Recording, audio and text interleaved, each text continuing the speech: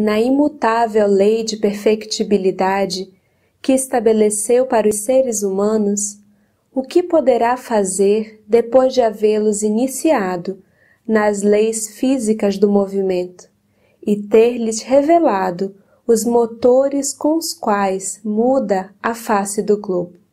Senhor Georges.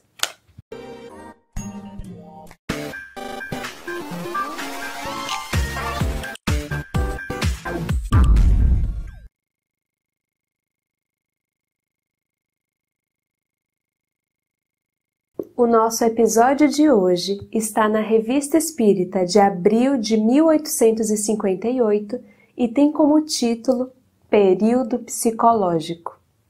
Kardec nos diz que, apesar das manifestações dos espíritos terem ocorrido em todas as épocas da humanidade, era incontestável que naquele momento elas aconteciam de maneira mais contundente, de forma excepcional.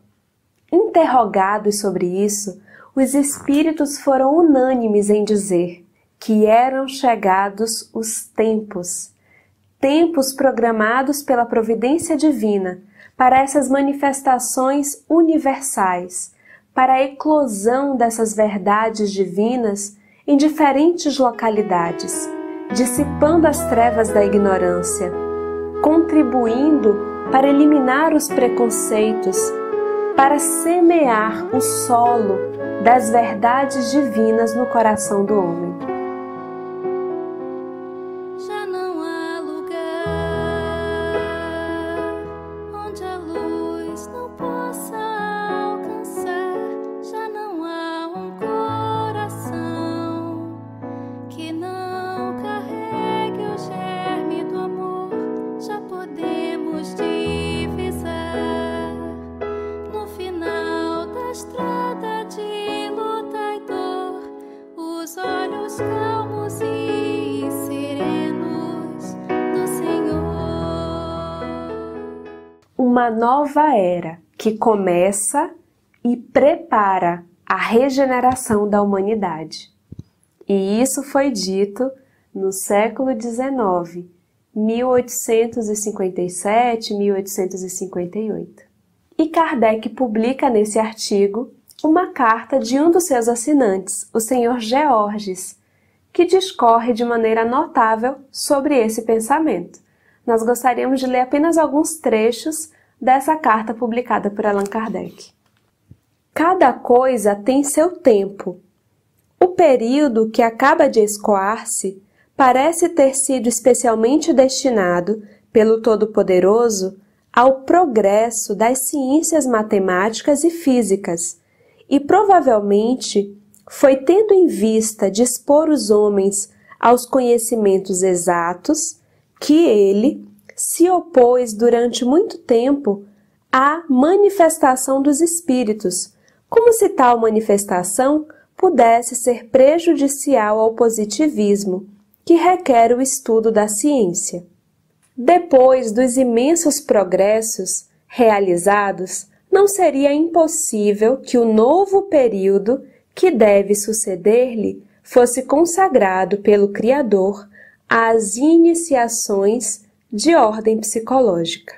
O homem sondou as profundezas mais longínquas do espaço, a marcha dos astros e o movimento geral do universo não têm mais segredos para ele.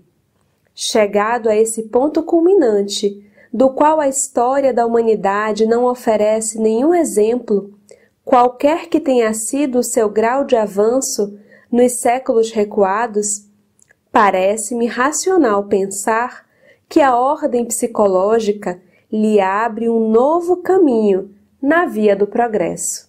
E esperemos, pois, que se aproxime o momento, se é que ainda não chegou, em que o Todo-Poderoso venha iniciar-nos em novas, grandes e sublimes verdades.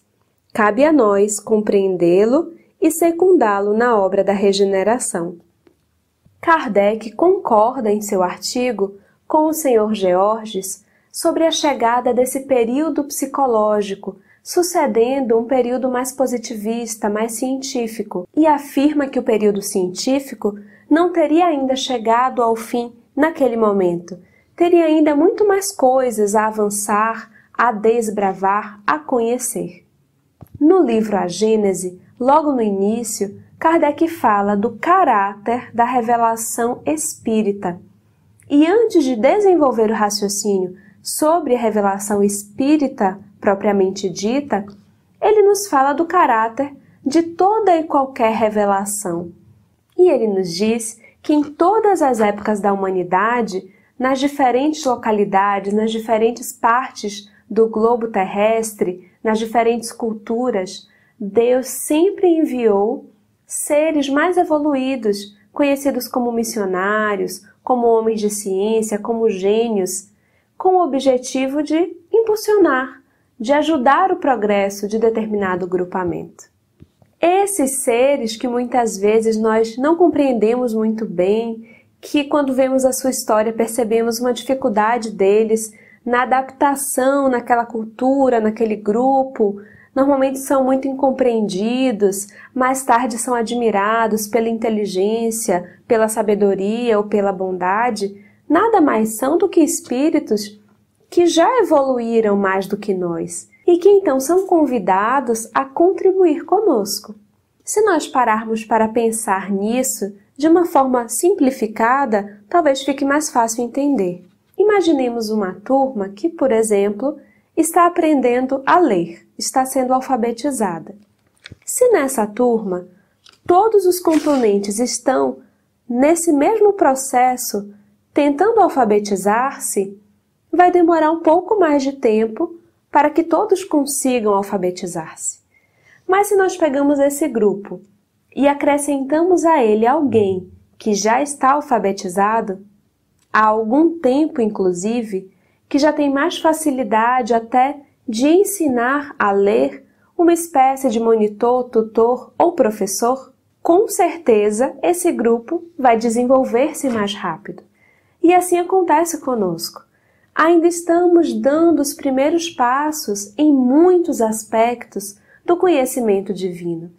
Então, quando alguém que já domina esse determinado aspecto convive conosco cotidianamente, primeiro vai causar estranheza, não compreenderemos muito bem, poderemos admirar, mas esse ser um pouco mais avançado ou muito mais avançado do que nós, deixará suas marcas, deixará seus aprendizados, seu exemplo e vai nos impulsionar a segui-lo, na senda da sabedoria e na senda do desenvolvimento dos nossos sentimentos, da moral. Outro ponto muito importante abordado por Kardec é que, apesar das manifestações dos espíritos, da mediunidade sempre ter existido, ter acontecido em todas as épocas da humanidade, nas mais diferentes culturas, ele afirma que o conhecimento em si desse fenômeno, a iniciação nesses conhecimentos mais profundos, chamado em muitas culturas de doutrina secreta, isso, na verdade, nos povos antigos, não era algo aberto a todos. Não eram todos que tinham acesso a esse conhecimento, a essas verdades. Normalmente eram iniciados, grupos mais seletos e secretos. E isso é abordado no livro Depois da Morte, por Leon Denis, um dos meus autores preferidos. Aqui na primeira parte desse livro, Depois da Morte, Leon Denis vai falar da doutrina secreta, dessa espécie de essência, de verdade, que estava presente na Índia, no Egito, na Grécia, na Gália, no cristianismo, e que, conforme dito por Allan Kardec nesse artigo que estamos trabalhando, é também contado com maiores detalhes aqui por Leon Denis, que essa doutrina secreta era compartilhada por grupos de iniciados, por um grupo seleto, e que muitas vezes a parte que o povo tinha acesso eram apenas os rituais, os adereços, a parte mais exterior da coisa, a parte mais exterior daquela prática, mas a essência, o ensinamento realmente ficava ali nas catacumbas, nos mausoléus, escondida. E é por isso que Kardec diz aqui: o que se passa hoje tem um caráter bem diverso. As manifestações dos espíritos são gerais. Os espíritos não mais ensinam nos recintos fechados e misteriosos de um templo inacessível ao vulgo. Esses fatos se passam à luz do dia. Falam a todos uma linguagem inteligível por todos. Tudo, pois, anuncia, do ponto de vista moral, uma nova fase para a humanidade. E sobre essa nova fase da humanidade, no Evangelho segundo o Espiritismo, no capítulo 20, item 5, o Espírito de Verdade diz assim: aproxima-se o tempo em que se cumprirão as coisas anunciadas para a transformação da humanidade. Ditosos serão os que houverem trabalhado no campo do Senhor, com desinteresse e sem outro móvel, senão a caridade. No próximo episódio, nós vamos dar continuidade a esse tema tão interessante, com um artigo de setembro de 1858, com o título Propagação do Espiritismo. Aguardem!